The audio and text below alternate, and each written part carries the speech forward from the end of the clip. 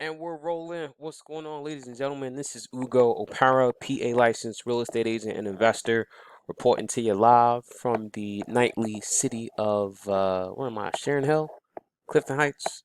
I can't remember. Um, but what's up? What's up? What's up? This is another episode of YouTube questions. This is three. Episode three, and this episode is brought to you by Philly 30. If you are not aware, I am doing a 2 day seminar slash workshop slash masterclass. I like the term masterclass, real estate masterclass, where I'm just pouring out everything I got to pour out. Just a couple of things that the reason I need 2 days is because it's just too much in real estate just to really go over. It's just too much. So I need a whole day. And day one is just going to be intro to real estate investing. We're going to talk about terminology, everything. Just going to talk about everything. Terminology, legal strategies, LLCs, corps, B corps, finding off-market deals, business tax strategies, how to fund your projects, working with contractors, tenant management, property management, landlord tenant laws, and how to get up to 10,000 a month in rental income passively. That's everyone's goal should be 10 grand a month. It's actually not. It's difficult to get to that 10 grand, but look, once you get to that 10 grand, it's like super easy to get to the next 10 grand, and then once you get to that 20, it's like even easier to. It's ridiculous, but it's just a really great class. And then day two, we're gonna talk a lot. I'm gonna talk a little bit more about. We're gonna be in the classroom for half of day two, and then the other half, we're gonna be out in the fields. We're gonna be meeting up with contractors. We're gonna be talking about how to give estimates give job estimates, things of that nature. And it's just a lot. And then after everything is said and done, we're just gonna hang out. We're just gonna chill. I'm gonna try and and the entire group is gonna do a project. If there's enough people, then we'll break it into groups of twos or threes, depending on what's going on. But we're gonna do at least one project, and the goal is to get everybody their money back plus experience, right? So the course is $600. That's $600 for both days. And the goal is to help teach you everything, then we'll walk you through a project. Everyone walks through a project, and you at the bare minimum get the money that you put into it plus the $600. So the minimum that I want everyone to chip in is at least 3,000. So after doing the project, the goal is to get you at least $3,600 back minimum, which I'm very confident that I can do. So that's that. And if you're looking to sign up, which I highly recommend, this class is something that I'm teaching. It's a culmination of all the mentors that have been helping me and guiding me. I'm pulling a lot of stuff that I learned from their classes, and these people are charging much more. I'm talking about $1,000, $1,500, $3,500. Just really expensive for 1 day classes. I'm giving you guys a 2 day class for 600. So I'm really just pouring out everything that I wish I would have known when I got started in real estate. It would have helped me get so much farther ahead than where I'm at right now. I have no regrets, but I could have got to where I was at much quicker, and I could have been at another level by now. So, anyways, that's that. Website to do so is www.philly30.com or just philly30.com, whichever works. And I look forward to seeing everyone there. The date for this class is September 28th and September 29th. All right. All right. Anyways, this is how the questions work. Number one way to get in contact with me is to book an appointment. Consultations are 162.50. And that is the absolute best way to get on my calendar. Number two is to email me. Subject line must be YouTube questions for hashtag UgoTheAgent. No such thing as a stupid questions. Don't be shy because I always will crop out the information on it unless you post a comment. Now, if you post a comment, it's already public. I'm gonna call you by whatever name you put underneath there, which is what I did in episode 2. So D, outside of that, we try to hide your identity. And E, I'm always gonna do a video response, meaning I'm going to dive deep into it. So let's go ahead and get to our question of the day. YouTube question for Ugo the agent. Hi Ugo, I know you probably already have breakdown video of your cash flow from your current properties, but would you link it here? I'm having trouble finding a good deal in Philly that I know will cash flow. Generally, what do you search for at the sheriff's sale and or on, say, Redfin? Duplexes for X, single family 2 bedrooms, homes for under Y dollars. I found what I thought were deals after crunching numbers and gauging what I charge for rent by checking similar properties on Craigslist. I think I'd only break even or make maybe $100 a month cash flow. Any advice is appreciated. Thanks. Boom. Shakalaka. So this is a lot going on here. So let's go ahead and dissect it. So um I don't really share publicly what I'm making because I'm not trying to be a target out here, but I'm doing pretty well in life. So I don't have a breakdown of what my portfolio is netting me on a monthly basis. We are doing well, we are blessed, but I don't have anything publicly showing that information. And I don't plan on doing that. That might be that's more information that I share with my private coaching clients.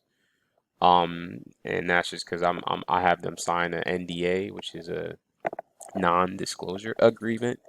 I'm just trying to stay safe, you know what I mean? I'm not trying to have no one hold up my loved ones hostage unless I give them 1 month of net rental income. So let's cool out with that.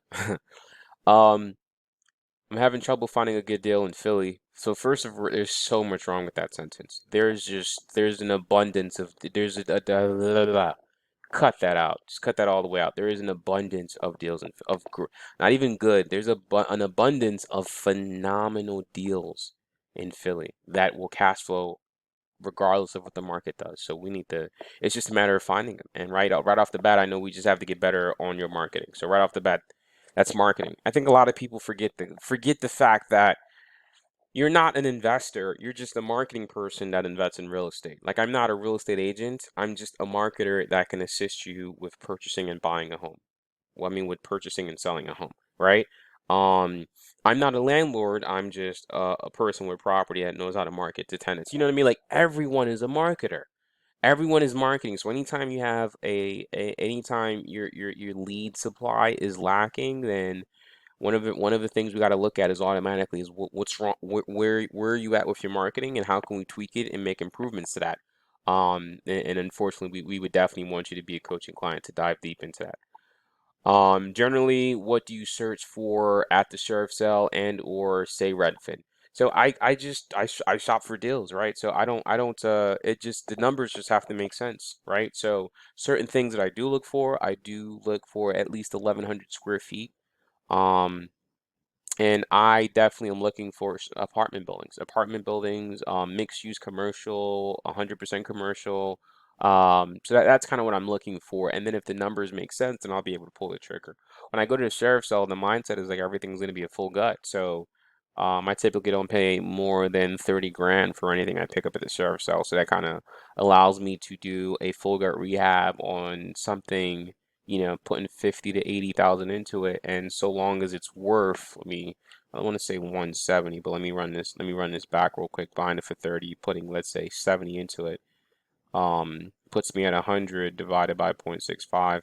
Yeah, as long as it's worth 155, then I'm good, which isn't difficult to do in the areas that I'm buying at, and not necessarily entirely too difficult to do in most portions of Philadelphia, right? So one of the reasons that I adhere to a certain minimum on the square feet is because a 900 square feet property necessarily isn't going to get the same valuation as an 1,100 square feet property or a 1,300 square feet property, because them rooms is mother effing small. Anything underneath 1,000 square feet really, really, really, really should be just a two decent size, two master. It should just be a two bedroom, two bath house. I mean, hopefully the basement is finished and maybe you can put a third decent sized bedroom in the basement, but these houses get really, really tiny, and you're just not going to get the same valuation as a bigger property. So for the most part, if you're at 1,100 and up, and you have three decent sized bedrooms, you have a full bathroom on the second floor, a powder room on the first floor, central air, hardwood floors, at least on the, or laminate floors, decent flooring on the first floor, carpet on the second floor, nice little kitchen. You know what I mean? Like as long as the rehab looks decent, it's very difficult not to hit your 150 ARV. And if you reverse engineer it, 150 ARV, 65% of that is going to put you right around a little over 100 grand.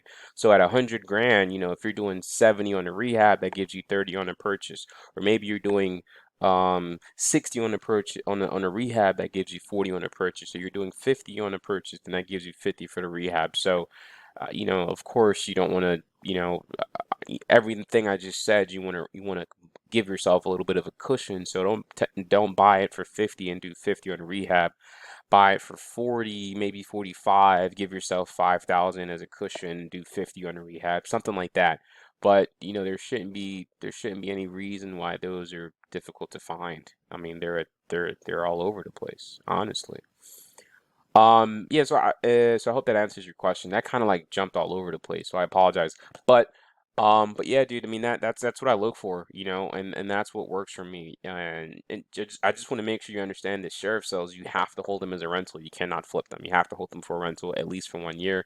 If you're buying at the sheriff sale, you can't finance the repairs. You cannot finance the repairs. Actually, I've been showing my coaching clients how to finance repairs on a rehab. So I recant that statement. I recant that statement. So you can finance purchase. You can absolutely finance um you can you can finance the purchases on a sheriff's sale, even without clean title. So I figured out a way, and I'm teaching my coaching clients that. So duplexes for under X, single family, two. So I never look for a two-bedroom single family. A two-bedroom single family has to be a phenomenal deal. Like, maybe it's 900 square feet and I'm able to pick it up for like 12,000 and it only need, then that's perfect because now I can do a full gut rehab on it for 60. I'm all in at 170. If I buy it for 60, maybe only 50, it's only 900 square feet. So I can do a full rehab for 50,000. If I'm buying it for 12, maybe 15, that puts me at 65. So long as it appraises for 105, 100 to 105, then I'm perfectly fine. But I would rather not do a two bedroom. But I mean, if the numbers make sense, I'm all over it. I'm all over it. Duplexes for under X. So I typically like my duplexes. I like everything ugly. So I'm going after these deals and putting as low as an offer as I possibly can and trying my best to justify it and take it for there. Homes for under X dollar, you know what I mean? So I typically don't like to spend it's weird because I've bought homes for as high as 80,000. You know what I mean? But that's because I knew it was a triplex and it had the right zoning on it that I can get it as a triplex and I ran with it. So it just all depends.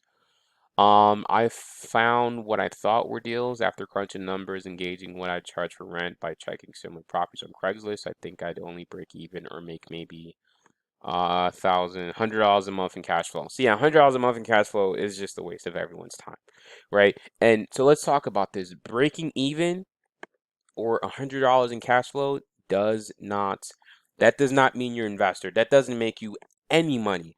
And people are like, oh, well, Ugo, I'm breaking even. I'm making money. Or Ugo, I'm making $100 a month. Or Ugo, I'm making $200. Listen, none of that, all of that is BS. Cut it out real quick. Let's talk about it. Breaking even is just principal, interest, taxes, and insurance. That is not the only expense that you have when you're a landlord. When you own a property, those are not the only expenses that you have. You have property management, right? You have water and sewer, which well, no, you don't. You can. There's ways around that. My coaching clients know what I'm talking about. Um, so there is what I forgot. There's property management. There's capital expenditures, right? There's rental license and things like that you have to do to stay income compliant. Um, What else? What else is there? Yeah, pretty much just that. Those are just the extra things you need to budget for. There's taxes from Uncle Sam. I forgot. Uncle Sam is gonna hit you with that. Um, your CPA is going to want some money for that. I mean, those would be the things that you have to break even. So if your mortgage is $1,000 and you bring in 1,200, that's not freaking good because you're only making $200 extra a month. That's going to give you $2,400 in a year. The moment that your furnace goes out, you're screwed. Your boiler goes out, you're screwed. That's entirely too little of a margin to even play ball with. I would not wait. Think about how much energy goes into this. You're out here hunting for the deal. You're marketing. You're going to sheriff sales. You're going to auctions. You're talking to wholesalers. You get the property. You get the money. You pull it together. You lock the property up. You get it. You go to settlement. Then it's time to manage the rehab. You're doing the gutting. Then you're doing the framing. Then you're doing the plumbing. I mean, then you're doing the electrical. Then you're doing the plumbing. Then no, do you do the HVAC? Then you do the plumbing. Then you come back and do your electrical. Then you come in and do your insulation. Then you come back in and do your drywall. Now you're doing your tiling, your flooring, the cabinets, and then your finishes. And then now you got to market that thing to get a tenant. Now you have a tenant and you're managing that tenant. And now you're managing the tenant, everything's said and done. You go through and you do your cash out refinance. You get your money back in your pocket. So that's all great. But now you have this asset, but it's only making $100 a month. It's a waste of no, that very big waste of my time. I wouldn't even waste my time with that. I would rather just not do the deal. I would rather keep the money in the bank. It's a big waste of my time. Because I mean, I don't touch most of my properties don't make me less than 800 a month. Right? It just doesn't make any sense to me. I would never. Excuse me. I'm still a little bit sick, so I just want to take a little bit of a break, drink this water so I don't start breaking out on you guys. Thank you for your patience. But yeah, so that is you know what? Let's go ahead and let me go in and look at some deals right now while I have you guys on the phone. Let's just look at some deals that have already settled. Um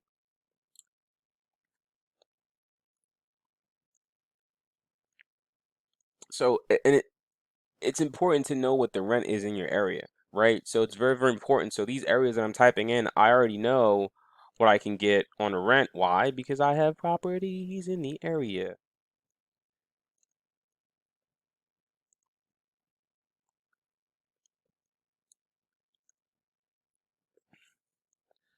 So let's look at stuff that's already settled, right? Let's look at closed stuff. And again, my criteria, $1,100, 1,100 square feet or more. And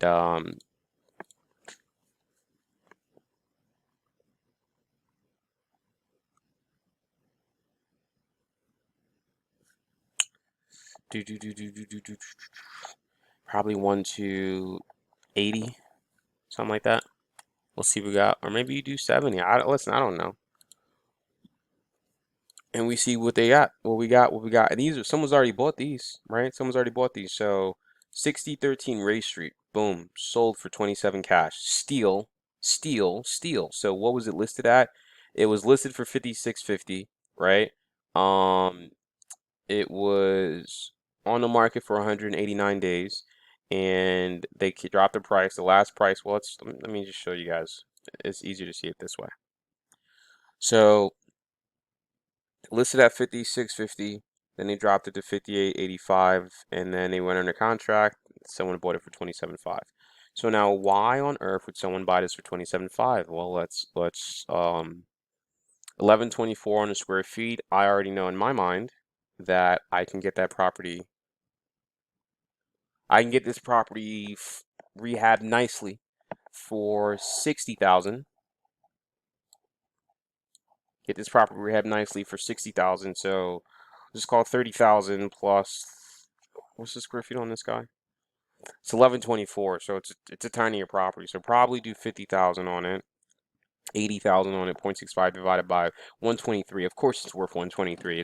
I mean, come on. I know I don't even have to question the value. I know I'm gonna get at least 123. So now we got 80,000 on it. Let's go ahead. Actually, you know what? Let me see if I can plug this into my little system here, my spreadsheets. Do I have a pro forma lying around? Deal analysis. PA division. Is there pro forma down here? Uh,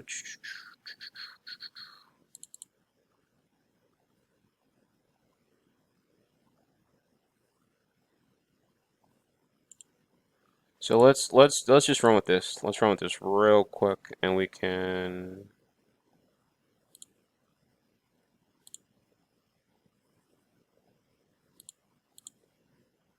What was that about?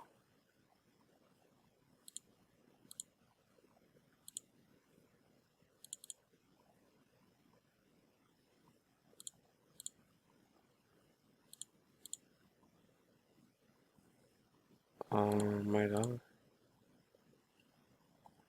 What is it? What am I getting this? What? What's going on here? All right, give me one. I don't know what happened, but we're back. We're back. So, we're looking at 6013 Ray Street, and I'm gonna go over. I'm gonna run into this and do it as if I was buying it myself. So paste.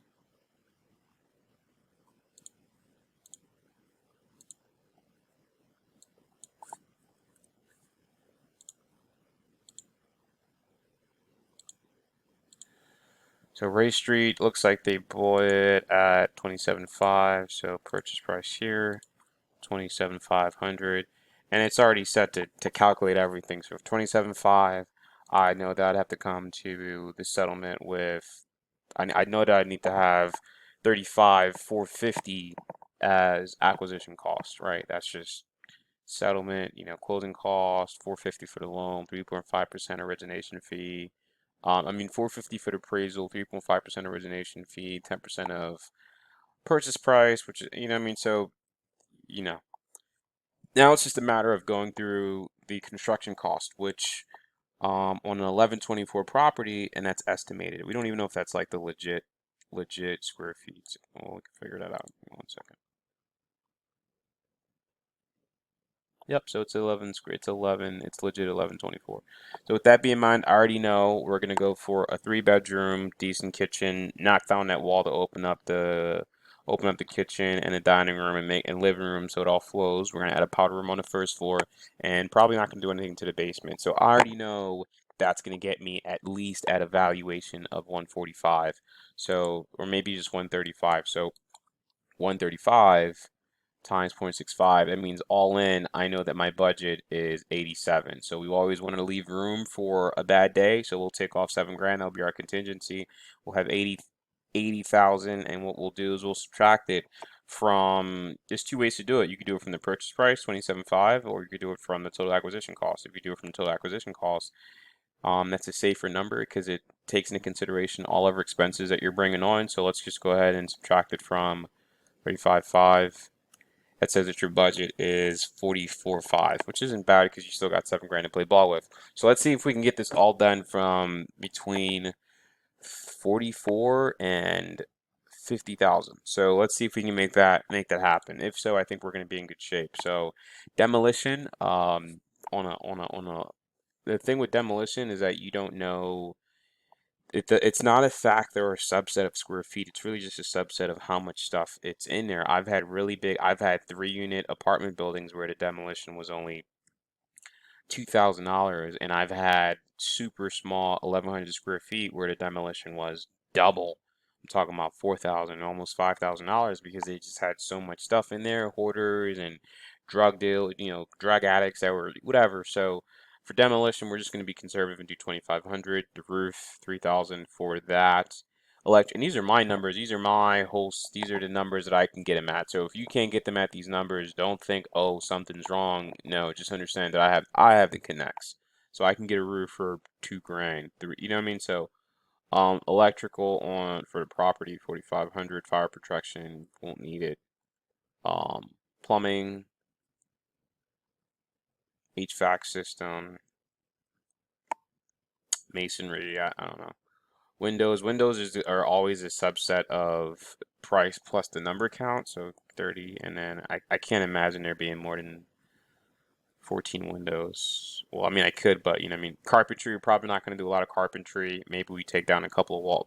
We're probably, if anything, we're going to frame out new closets, so we'll do 1,500 drywall. We'll probably leave it at that number.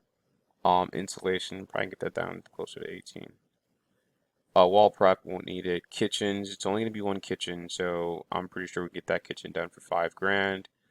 Bathroom, I'm pretty sure we get the bathroom done for 35. Painting, we could probably do that. Flooring, see, so it's the way that flooring is done. It's a subset of, if we follow through the way my formula is done, the $2 would be the price per square feet for the flooring. 0.65 would be the cost per square feet for the insulation, and then the other $2 would be the cost for labor to install it. Times that, add those numbers together, times it by your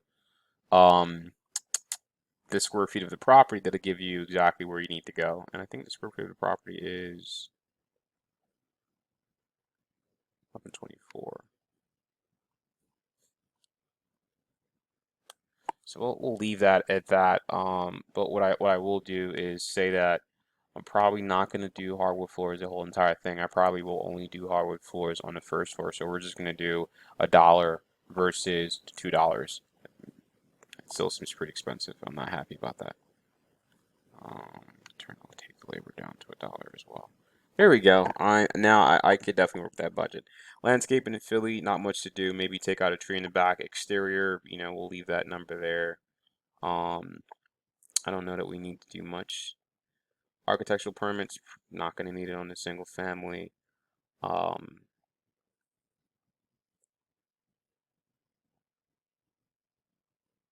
we can bring the drywall down to 3,000. So boom, this would be my little just dirty budget for this thing. We're at 48. Contingency, let's see, 3 grand, just to be on the safe side. We're at 48.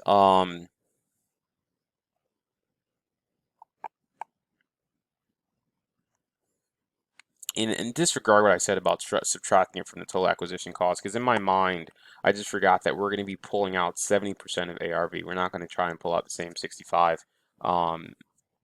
So disregard what I said. So if we go back and do, what is it, 125 times 0.65 minus the 27.5, 53. So we really have a budget of 53. So 51,279, and that's factoring in the contingency.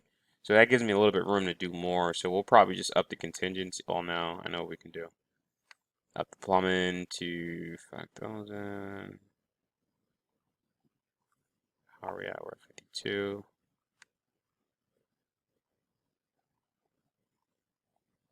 Maybe just do 4,000.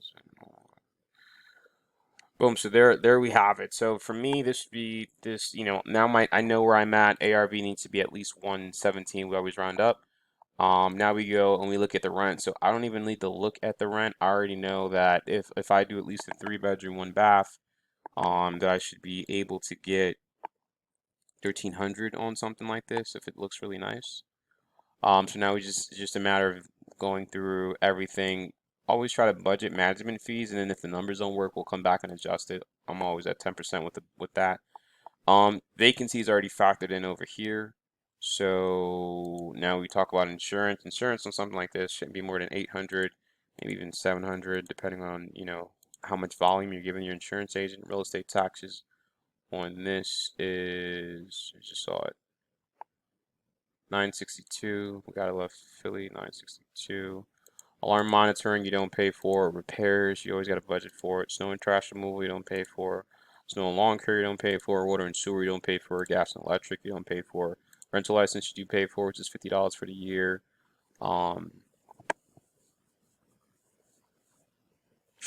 So that gives you that. And again, this is a single family, so it doesn't make sense why you would be paying for gas and electric on a single family. Like, I mean, someone else, the person that's living there is going to be paying that. Right, so just roughly, I mean, this is a project where once I'm done, actually, let's go ahead and look at it. So loan to value is 70%. We're only pulling out 70% of the after repair value. So that's just what we're gonna do. Looking at 7, and everyone argues with me. A lot of my coaching students are saying, "Well, I can get 6%. That's fine. Let's put it in there." But if you run the numbers at 7% and it still works out, you're in really good shape. Term is 25. You can always adjust it to do it to be 20, whatever. It's gonna my spreadsheet is gonna recalculate. The spreadsheet's gonna recalculate. Take it from there. And you just kind of run from it. We're taking into account 10% for vacancy, and we're taking into account 10% for management fees. So even though it says even though it might say, even though it's saying 452, be mindful that you're not paying for this management fee should really be coming off the top. It shouldn't be 117, it should be 130. So the way you look at it is 452 plus 130 plus 130. So this is a property where, like, it would actually make me $700 a month, which for me isn't bad. But I just wanted to do this, and it's I typically want to see more than just the 700, but this, I mean, this isn't bad. This isn't a bad number at all whatsoever. You know what I mean? It's a easy, simple, um, and we could have done more. You know what I mean? We could have done more. We could have maybe maybe we push for 1400. There's different ways you can go about trying to force that number. Maybe you have a really nice backyard. Maybe you do like a deck in the back or something like that. Um, you know, uh, it's just things that you can do to make the place a little bit nicer, a little bit more enticing, whatever. But the $452 off your first property isn't bad. You know what I mean? And this is just something that we saw. You know what I mean? And if we were to go here, let's say we up the price and you buy it at 37.5, right? Your number shrinks down to 400, right? So not to say, oh, well, that 2,700 is such a good deal. I mean, 3,700 is still a good deal. It's still not a bad deal. You know what I mean? Hopefully you buy a property like that and maybe your demolition cost comes down. You know what I mean? Maybe you end up not needing a roof. Maybe you end up not needing a roof 1,500 and then your demolition cost comes down 1,500. And now you're able to still kind of maintain the same rehab budget. It's little things like that. It's just a numbers game where you're able to play it and still be able to, come out at the same, roughly around the same number. And again, the reason I was able to get that 600, I mean that 700 monthly was because vacancy is being factored into it, and then also your management fee is being factored into it. If you're self-managing, which I highly recommend, right? And the reason I recommend self-managing is because on one property, which you would pay for property management, that one monthly fee can cover the software that will allow you to self-manage 10, 15, 20 units. So why sub that out to a property management company?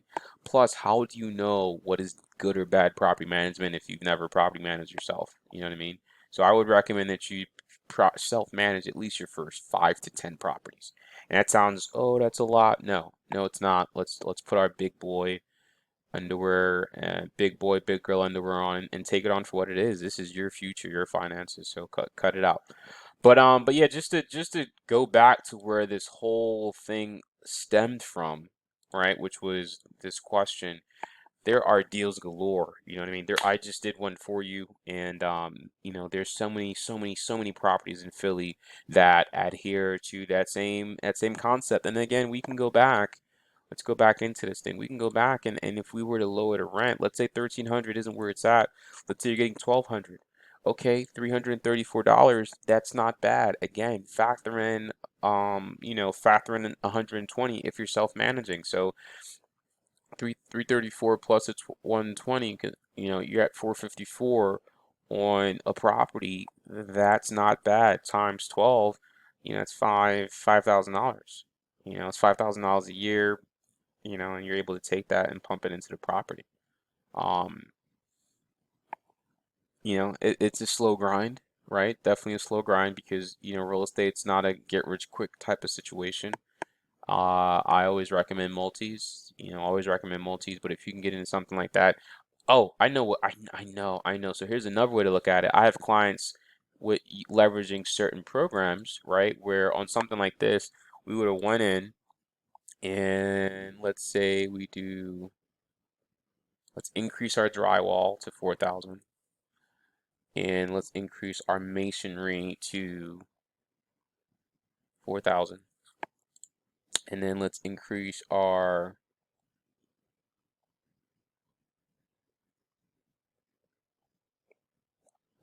take our wall prep to 1,000, right? So now we're at 56. So what I'm doing here is I'd be finishing the basement. I'm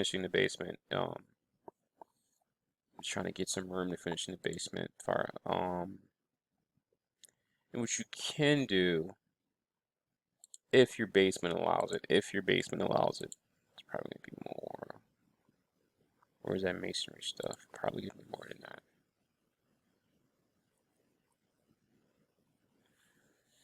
So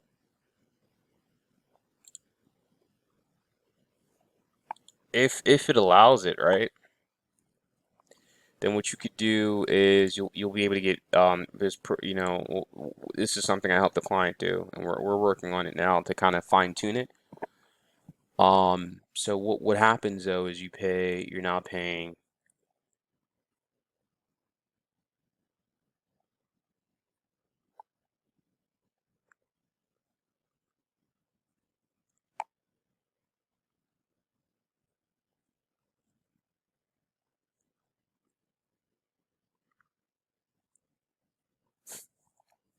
So now you can leverage. You could do there's a program that we can use, and then we can rent the basement out for as a rooming as rooms. So what you could do is turn this into a rooming house, and 3 bedrooms plus a unit in the basement. And this is a play you can get. And now you have 733 coming in. And again, if you're self-managing, I cannot repeat this enough. If you're self-managing, then you would add whatever 10% of monthly. So it'd be plus 205. Add that back in, and now you have a property that's shooting out almost 1,000, right? So now this property would make sense for me if I were to do something like this. Now this property would make sense, right? Because now we have 938. It's still too small. I would never buy something like this. If I plan on doing a rooming house, I probably would go for at least, not even probably, I only, for my rooming houses, I only do 1,300 or more on the square feet. And the basement has to make sense where I can dig it down and add a bedroom in the basement, and it's very important to me. Very important, and enough space for them to get out in case there's a fire. But I would definitely do something like this on another property where it's a little bit bigger, 13, 14, 1,500 square feet, buying it for the 37, maybe 40,000, putting 60 into it, making it really nice, doing the rooming house, um, then having 4 or 5 bedrooms, two full baths, and but being able to pump out $2,000 a month on it, and having roughly, and being able to walk away with, 7, 8, 9, $1,000 a month. But it's all I'm trying to get across is that the deals are there. What I'm teaching my clients now, or my coaching clients, is that it's never a lack of inventory. It's never a lack of deals. It's never a lack of inventory, right? The competition is there. You just have to deal with it. But the benefit with real estate is that you don't need a bunch of properties, right? If you let's say you were making $5,000 a month and you wanted to retire, that means that we just have to run this play that I just put together 10 times. You're at $7,300 a year. I mean, a month. 10 times. And that's net because we've already factored in everything else. That's property management, that's vacancies, that's repairs, that's everything, right? Everything's already been taken care of and factored and taken into consideration.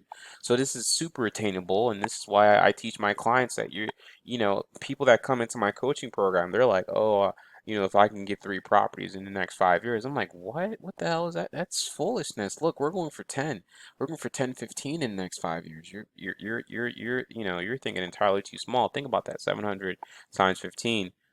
That's the goal. I want everyone to hit at least 10 grand a month. That's the goal, right? That is the goal. So this video is getting a lot longer than I wanted it to be, so I apologize for that. Um, but again, I really want everyone to, if you're interested in this class is September 28th. And also on the 29th, it's a 2-day master class. I'm pouring out everything I know about real estate. Grab your tickets at www.philly30.com. Again, that's www.philly30.com. And I think this is just, you get to physically see, we're going to pull funds after the class, we're going to pull the funds together. So you have to put into play what you learned. We're gonna have people talk about credit. We're gonna have people talk about taxes. We're gonna talk about wholesaling, legal strategies with your LLC and your C corps. I mean, we're gonna talk about it all. LLPs. We're gonna talk about it all. Um, it's just I'm super excited for this class, and you really have nothing to lose because we're actually gonna do a deal where we're gonna help everyone get their money back so long as they contribute. And the minimum I want everyone to have saved up is $3,000. Right? The class itself is 600. Want to make sure you have 3,000 saved. You pay the 600 for the class. You come to the class, you learn everything, and then we pull together all of our 3,000s to go ahead and do a deal, take the profits from that deal, and make sure everyone makes back at least the 3,000 guaranteed and at least their 600. And you just can't lose. I think it's a great starting program for anyone that that's looking to jump into it and kind of see how I'm doing it the way that I'm doing it. But anyway, just to answer this, $100 cash flow is the deal wasn't structured correctly. Maybe you're paying you're probably paying entirely too high. You're not leveraging your marketing. You're not networking enough. Maybe people aren't understanding what your criteria is for a property. Maybe you're not clear on exactly what you're looking for. Maybe you're not looking at other financing options, or maybe the financing options you're looking at are entirely too high, which is squeezing your cash flow. I mean, there's just so many ways I can see what's going on. It's too many variables for me to look at this and say, oh, well, here's a way to fix that. But really, this video is just to let you know that, the deals are out there. There are a ton of deals out there, and I see them daily. I just missed out this week alone. I missed out on 3 deals. Missed out on 3 deals that would have easily made me at least $800 to $1,200 a month. I just number one, I couldn't get to them fast enough, and number two, I couldn't secure my fine. I wasn't not that I'm just making excuses. I'm nervous. That's the only reason. I'm a little bit nervous. I'm a little bit shy, because I have a property going on right now. I have one in the chamber, and I'm a little bit shy with buying something and having it just sit, because I'd have to finish one property that I'm at now and then jump into another project while this one is waiting. And I'm just a little bit nervous about having it just sit and wait. So that's why I just didn't pull the trigger on those other 2 deals, even though they were phenomenal. Um, yeah, even though they were phenomenal. I have a small construction company. We can run it two full gut jobs at a time. So I always want to leave space in the chamber to take on a client's property. Um, and that's what we're about to get into doing. So I have one of mine running. We're about to ink paperwork to do a full gut rehab for a client, and that's what we're going to be, doing in like the next coming week. So, but anyways, I mean, this was a good question, and it really allowed me to go in and kind of show you guys what I do. And the thing is that before I even go look at the property, I do this. This isn't something where I say, okay, this is stuff that I do every single time I'm looking at a property. I come in and I run the numbers, and if this doesn't look high enough for me, if this doesn't make sense to me, then it's cool. And I don't BS my expenses. If my expenses are going to be what they're going to be, right? I don't BS myself in a construction budget. I up everything I possibly can. Until you get in the game and build the resources that I have, you got to make these numbers a little bit higher. You got to make these numbers higher. Your demolition is not going to be 1,500. It definitely will start at 3,000 minimum. Your roof is going to start at 3,000 minimum. Electricity is going to start at maybe 6,500 minimum. Plumbing is going to start at maybe 6 or 7 minimum. I mean, these are just it just is what it is. But even if you were to bring this up to like 6 grand or 6,500, whatever the case may be, the numbers would still cash flow way more than $300 a month. But you should still be able to hit that 400, 500, 600 mark per property. Start building that up. Start building that up. Start building that up. And in the next 2, 3 years, you're going to be very impressed at the position that you're in, because if you're just buying, let's say 2 or 3 a year at 600 a pop, that's $1,800 a year. Over the course of 4 years, you're now, making some actually like acknowledgeable income. So clap yourself for that. Anyways, I'm out of here. All right. Thank you for the question. And again, any other questions, this is how you do it. Just email me. I guess I should put the email address. So yeah, just email me at UgoTheAgent, and subject line must be YouTube questions for Ugo the Agent, and I'll get to it. All right, so I'm signing off. Thanks.